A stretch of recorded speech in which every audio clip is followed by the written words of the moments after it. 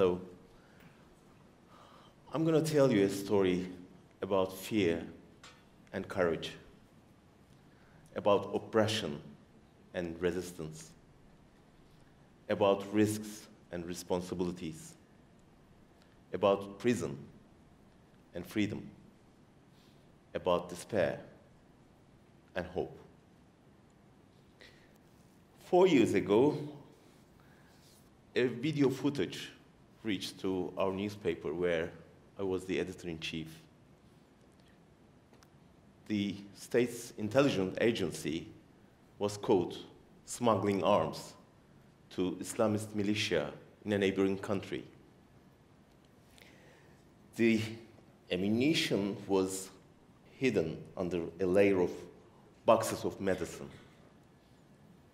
So this was an illegal operation. And the images provided undeniable evidence. Our editorial team and I had a meeting. We discussed the risks. Our homes will be raided. We were taken away. We won't know how long we'll stay in prison. We knew we had seen this story before.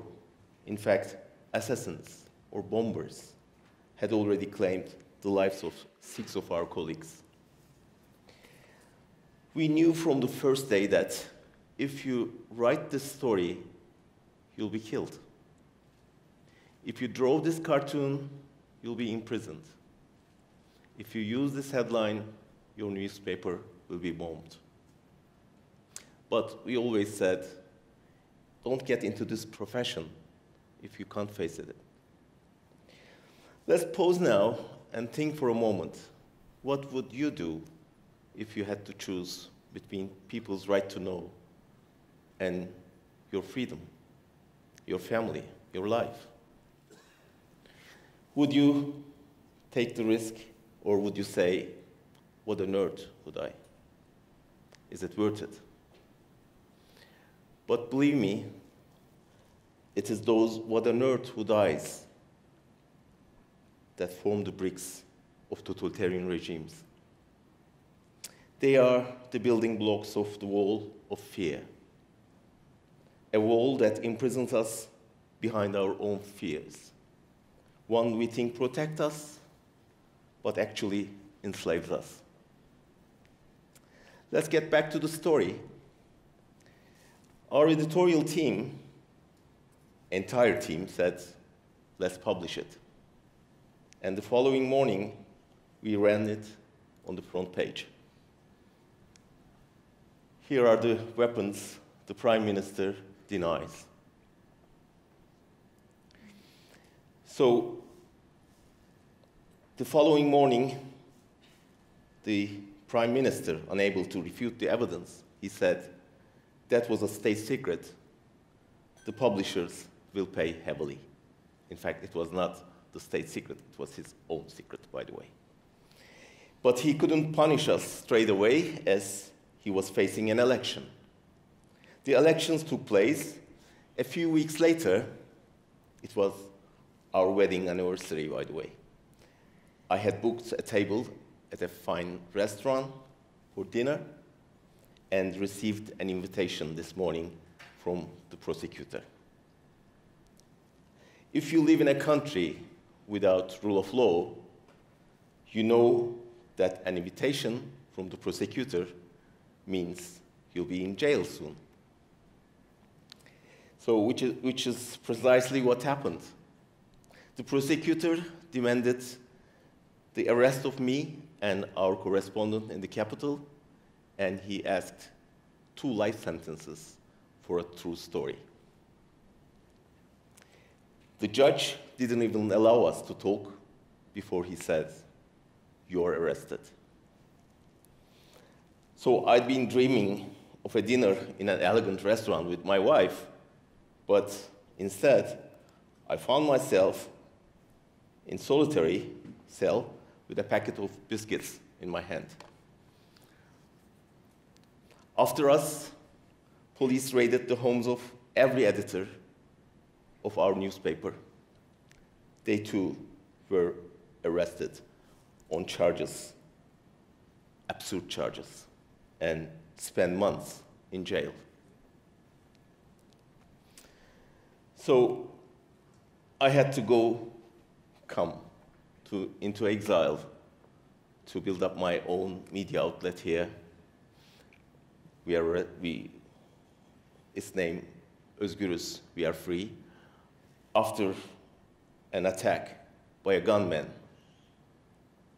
He shot at me twice in front of the courthouse, the most protective area in the city, and a colleague trying to protect me was wounded, and I survived thanks to the courage of my wife. Would you like to see it? Let's have a look. She's my wife.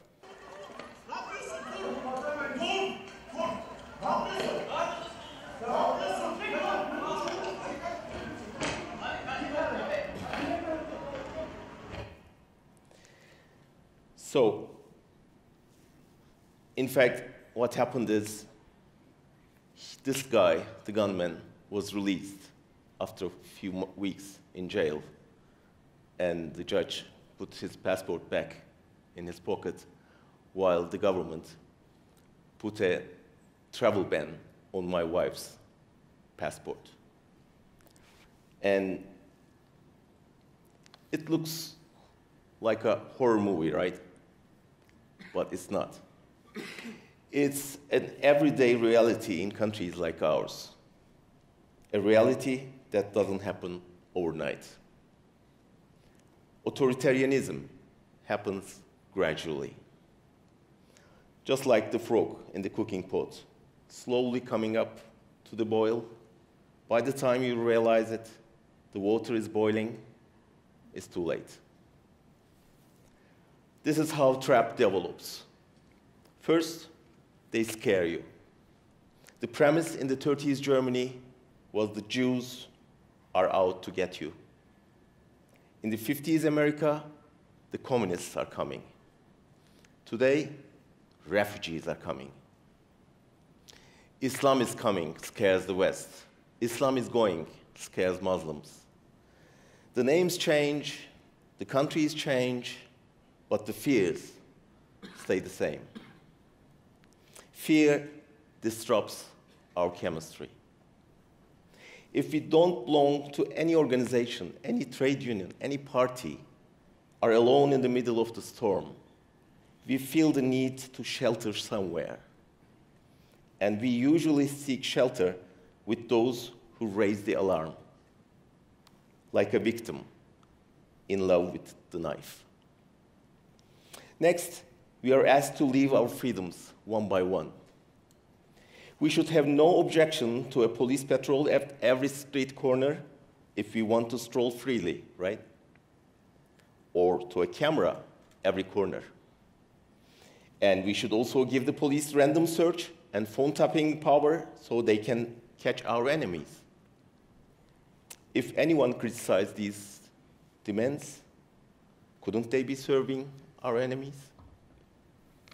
The world is full of authoritarian leaders who use those fears to come to power and who then stay in power by telling the terrified masses, don't worry, I'm here. Fragile democracies in the Americas, Balkans, Middle East, Far East have become totalitarian states one by one. Europe is next in line. The voices of worry, fear, alarm, populism are heard in the UK, Italy, Spain, Austria, everywhere. There is only one way out. Don't be afraid. I learned not to be afraid even more when I was alone in my cell in high-security prison. It was the world's biggest prison for journalists. Turkish prisons hold more journalists than Russian, Chinese, Saudi jails.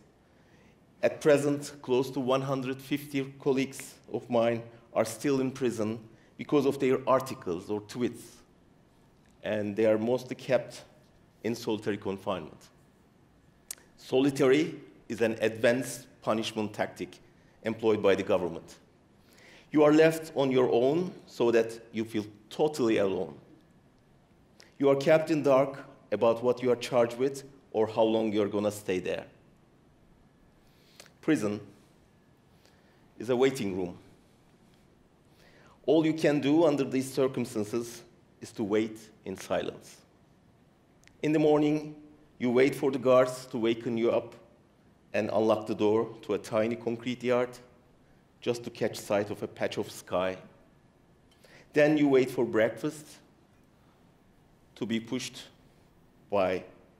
through the hatch of this door. Next, you wait for your solicitor, for lunch, for the post day, for the once weekly 10 minutes on the phone with a family member, for the indictment, for the hearing, but above all, for discharge, for freedom. Prison is a waiting room, but I decided I wouldn't wait. I was going to force the conditions, transform this tiny cell into a PR office, and call out the world. But how? Can you imagine living without a cellular phone or a laptop? Or the right to talk to other inmates? No chance to send out messages without the warder's knowledge? But you know what?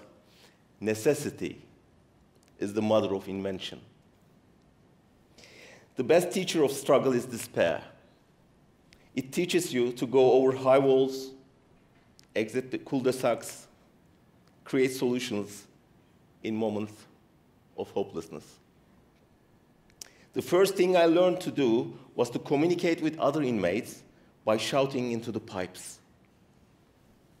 Then, how to stick letters to plastic water bottles and lob them over the wall. And placing sandwiches between radiator columns so that you can wake up to a cheese toastie. In time, I discovered ways of sending letters and articles without alerting the warders. The open letter I sent to Chancellor Merkel was published in Der Spiegel. We were brighter than our jailers. No matter how much they tried to isolate us, they couldn't isolate us entirely from the world. Despite the walls, razor wire, and the warders between us, despite all the hardship, we managed to build bridges towards the people who believe in us, in democracy, in freedom. There are still very brave people in my country struggling for democracy against all the aggression they face with, even in jail. 3 examples came to my mind. An artist friend, she was able to send paintings out of prison, even with no paper, pen, or paints to hand. You know how? Imagine. She used the paste of leftover food and her blood to draw on the backs of inmates about to be released. Those images were photographed and published once the carriers were out. This is Zehra Doğan. A political leader in prison. In fact, he is the leader of the 3rd biggest party in the parliament. He is now in prison. He composed and sang a song with no musical or recording instruments. Do you know how? He softly sang to his wife on the phone call, and the musicians outside listened to the recording and performed it. And the resulting title became an instant hit in the country. And the title was, "Don't Be Scared, Shout." This is Selahattin Demirtas. A German prisoner in Turkish jails heard of nightly prayers for him in a Berlin church. Every night, at the same time, he prayed in his cell. And today, he upholds his bridge to hope as he prays in the same church for others still inside. This is Peter Störtner.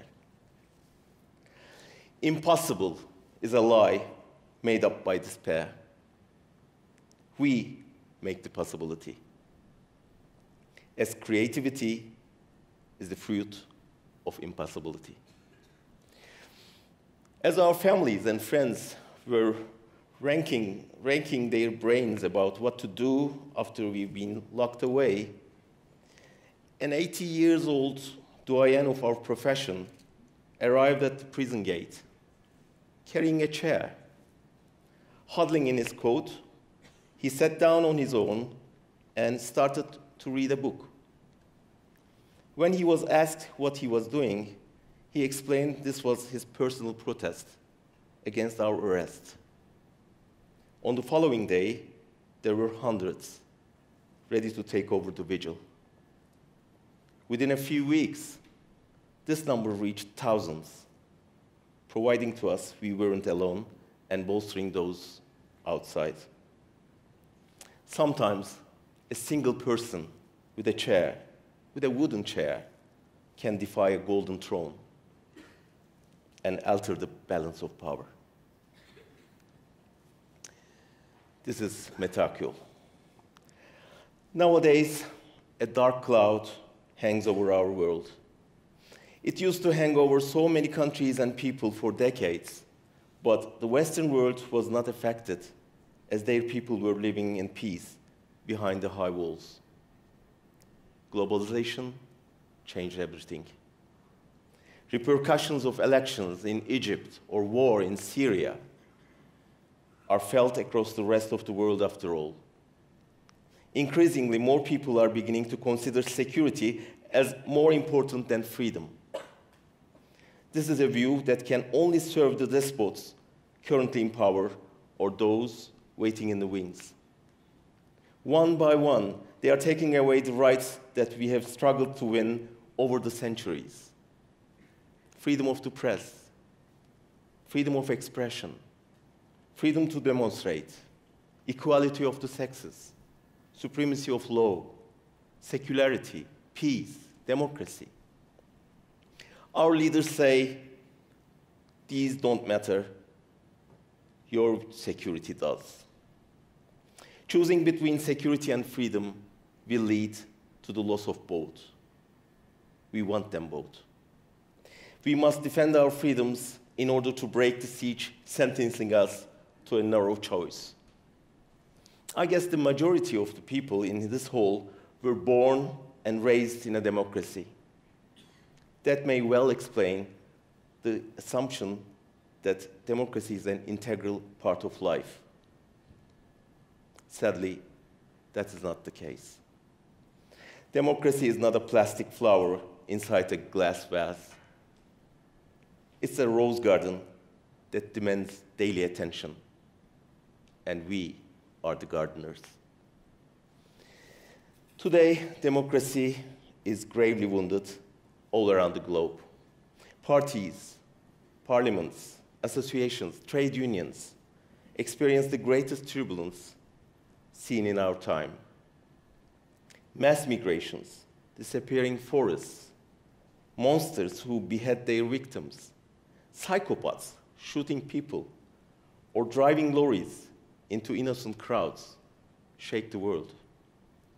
It's becoming impossible to live together.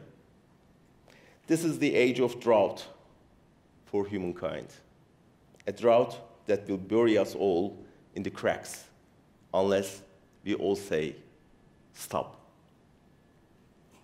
And we can say stop because we are the superpower of democracy, you, me, all of us. If you feel weak or helpless or scared, just remember the artist who painted without paints, the politician who composed music without an instrument, the inmate who participated in mass from thousands of miles away, and the old journalist sitting at the gate on his own. they are brave enough to challenge the oppression. Because just as the fear is contagious, so is the courage. Thank you.